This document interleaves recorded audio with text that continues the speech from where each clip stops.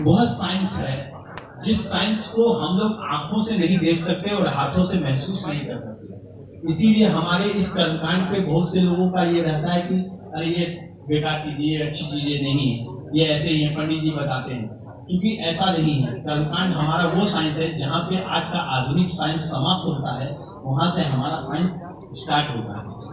तो इस साइंस को आपको अच्छे से समझने की आवश्यकता है और समझने के लिए इसके लिए आपको मेधा शक्ति, प्रबुद्धता, आबुद्धता, यह सब जो है आपके अंदर होनी चाहिए और किसी भी चीज के प्रति आस्था और विश्वास, क्योंकि यह हमारा ऐसा साइंस है जो मरणोपरांत भी कई जन्मों तक चलता रहता है। आप बनाते हैं, उसका उपभोग भोग आपकी पीढ़ी दर पीढ़ी करती है। यह ऐसा साइंस है। तो इस पे आप तो हमेशा जो है अपने अडिग रहें। यह सोचे कि मेरा जैसा है धर्म, ऐसा किसी का नहीं है। अब सभी लोग जो है आप आचमन प्राणायाम करेंगे। प्रथम लक्षण है स्मृति। जो पुराणों के पाठ हम लोग यजमान द्वारा जो कराए जाते हैं, 18 पुराण, भागवत हो गया, देवी भागवत हो गया, और भी कई सारे पुराण है, स्कंद पुराण है, मत्स्य पुराण है, इनका जो व्यक्ति अनुसरण करते हैं वह भी धर्म का दूसरा लक्षण है। इनको पूर्व काल में पढ़ाई से संबंधित यही दोनों चार विषय होते थे, वेद और स्मृति। वेद, स्मृति, सदाचार, और हर मनुष्य के अंदर सदाचारता होनी चाहिए, सदाचार होने चाहिए। हर व्यक्ति को एक दूसरे के प्रति सम्मानित नजर से और सम्मान होना चाहिए। स्वस्थ क्रिया आत्मना है, जिसमें अपनी कामना की पूर्ति हो जाए और कामना की पूर्ति होने के पश्चात जहां मन शांत हो जाए, जहां हमेशा प्रसन्न चित्तता बनी रहे, ऐसे अनुष्ठान कृत्य को करते रहना चाहिए। यही वेद जो है धर्म के चार लक्षण बताए गए हैं।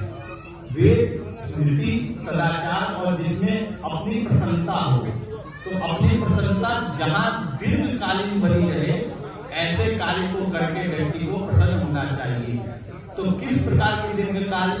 तो आज जिस कार्य में आप लोग अपना सहभागिता निभा रहे हैं, यह कार्य ऐसा है कि इसमें आपकी प्रसन्नता दीर्घकालीन बनी रहेगी।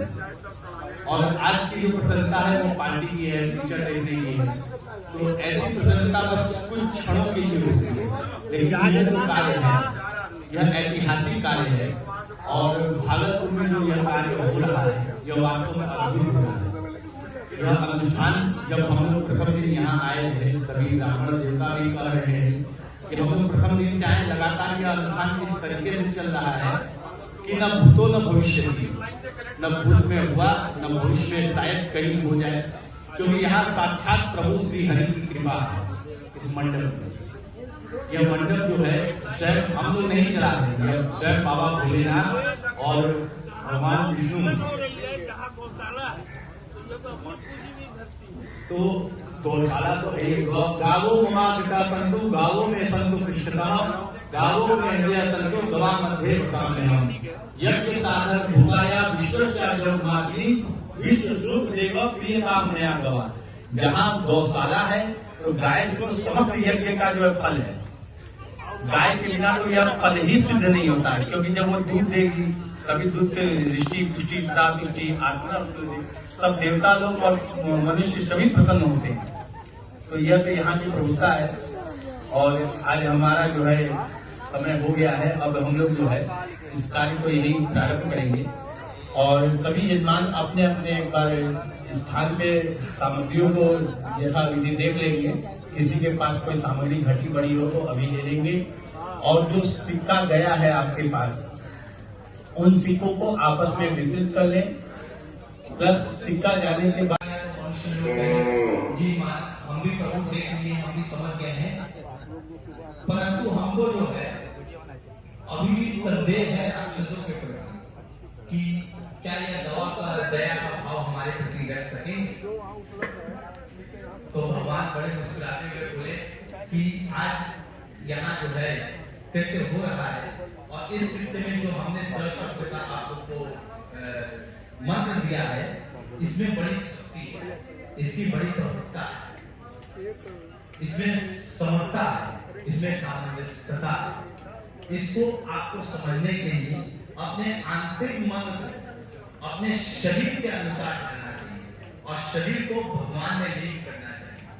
जब आप किसी भी कार्य को समय साधते हुए अगर उस कार्य को करेंगे और उनके प्रति निरंतर भाव रखे रहेंगे, उनका जब नाम करते रहेंगे, तो यह कार्य आपका हमेशा सिद्ध होगा और इसका पुण्य का लाभ आपको हमेशा मिलता है। लेकिन जब हम उससे थोड़ा भी कहीं विलंब करते हैं तो हर चीज का समय होता है। एक प्रातः काल में हमको 10 से 12 के बीच में भूख लगता है, सायं काल में हमको 6 से 8 9 तक भूख लगता है। तो वैसे देवता का भी समय होता है। देवता चाहते हैं कि आज हमारा जो है यह कार्य हो रहा है, तो हम इसको जो है, क्योंकि यह जो आपका भागवत का कृत्य है यह दृष्टि और पुष्टि वाला है। कैसे है? भागवत का मूल सार है आपके पितरों को तारना। हमारे जो आंतरिक भौमांतरिक जो उत्पाद है हमारे अंदर, जैसा कि कल हमने बताया 3 प्रकार के उत्पाद होते हैं, तो हमारे जो उत्पाद है उनका शमन करना ही भागवत का मूल जो है ऊर्जा है। इसीलिए हमको जो है इस कार्य को समय से पूर्ण करना चाहिए और समय का इसमें विशेष ध्यान देना चाहिए, क्योंकि आज भी बहुत लेट हो चुका है। अब हम लोग अपनी एक तरह विराम करते हैं। जमीन पे पड़ता है तो उसमें आप लोग बहुत ध्यान दिए होंगे, कणकी उड़ती रहती है, रंग बिरंगी देखने में लगती है, तो वह उसका 8वां हिस्सा है। उसका 8वां हिस्सा होता, उसको हम लोग बोलते हैं अणु, जो अति सूक्ष्म है, जो किसी प्रकाश से विस्फोट होने पे ही वो चमकते हैं, उनको कहा जाता है अणु। और उसका 8वां हिस्सा होता है परमाणु। तो अपने धर्मशास्त्रों में ऐसे भी यज्ञ हैं जहां परमाणु का जो है बहुत बल होता है। ऐसे यज्ञ हैं, जैसे कुछ यज्ञ पूर्व काल में होते थे जिसमें घृत की आहुति दिया जाता था, और जैसे ही वो घृत की आहुति पड़ती थी, जैसे परमाणु में विस्फोट होता है उस तरीके से विस्फोट होता था मंडप में। तो मंडप बहुत भव्य और देदीप्यमान लगता था। तो वही परमाणु जो है शक्ति इस पूरे संसार में विद्यमान है, उसे हमें आपको जो है इस मंडप में समाहित करने की आवश्यकता है, क्योंकि वही परमाणु शक्ति जो है हमारे और आपके तेज को, हमारे और आपके बल, हमारे आपके ज्ञान को, हमारे आपके विद्या को और हमारे आपके बुद्धि को, हमारे आपके प्रज्ञा को, सबको वह बल दे सकता है। क्योंकि यदि परमाणु तत्व आप में नहीं है तो आप किसी भी बल का जो है बल को आप नहीं समझ पाएंगे कि यह बल हमारे पास था। जब तक उसको आपको ज्ञान नहीं होगा तब तक आप उसका जो है इस्तेमाल नहीं कर सकते हैं। तो भगवान विष्णु ने जब जो है वास्तु पुरुष से पूछा, तो वास्तु पुरुष ने बोला प्रभु हमको जो है देवांश चाहिए। तो भगवान उनको जो है देवांश देने को इच्छुक नहीं थे। वो कहे कि क्या हम देवांश देंगे, ये अब राक्षस है, राक्षस से उत्पन्न हुआ है, अगर हम इनको देवांश देते हैं तो पुनः जो है ये फिर युद्ध करने के लिए तैयार हो जाएंगे। जब केवल अंधकासुर के पसीने से उत्पन्न होने पे ये इतने वर्ष युद्ध लड़ गए, तो हम इनको देवांश देंगे तो कितना वो युद्ध आगे बढ़ जाएगा, तब तो पूरी पृथ्वी ब्रह्मांड ही समाप्त हो जाएगा। तब इंद्रादि 10 दिक्पालों ने क्या किया कि वास्तु को पकड़ के सब गिराने लगे भूमि पर। तो जैसे ही कोई ने पैर पकड़ा, किसी ने हाथ पकड़ा, किसी ने पेट पकड़ा, किसी ने पीठ पकड़ा, तो उसको सबने वास्तु को जो है गिरा दिया। जैसे ही वास्तु भगवान पुरुष जो है पृथ्वी पे गिरे तो उनका मुख ऊपर की तरफ था। तो युद्ध इतना वो लड़ चुके थे कि बिना कुछ खाए पिए 136 वर्ष तक युद्ध लड़े। 136 वर्ष। जब 136 वर्ष उन्होंने युद्ध लड़ा और पृथ्वी पे जैसे ही गिरे तो उनके सामने जितनी वस्तुएं थी सभी का वो भक्षण करने लगे, सभी को खाने लगे।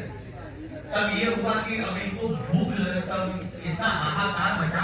तो भगवान विष्णु ने आकाशवाणी के द्वारा कहा कि इनको भूख लगी है, अब इनको आप भोजन देंगे तो ये शांत होंगे। तो चावल और काली उड़द का पकवान बना करके ईशान कोण में भूमि में गड्ढा करके उसमें इंद्र आदि देवताओं ने डाल दिया। जैसे ही डाला वैसे ही वो उसके सुगंध से पलट गए। मुख उनका नीचे पाताल लोक की तरफ हो गया, उनका जो सर है वो ईशान कोण की तरफ हो गया, दाहिना हाथ अग्नि कोण की तरफ हो गया, बायां हाथ वायव्य कोण की तरफ हो गया, पुष्ट भाग नैऋत्य कोण की तरफ हो गया, पेट घर का आंगन हो गया। तो जो वास्तु पुरुष होते हैं फिर उनके पीठ के ऊपर जो है सारे देवता विद्यमान हो गए। तो आज हम जब कहीं भी वास्तु पूजन कराते हैं तो वही वास्तु का स्वरूप बनाते हैं, मंडल चक्र बनाते हैं।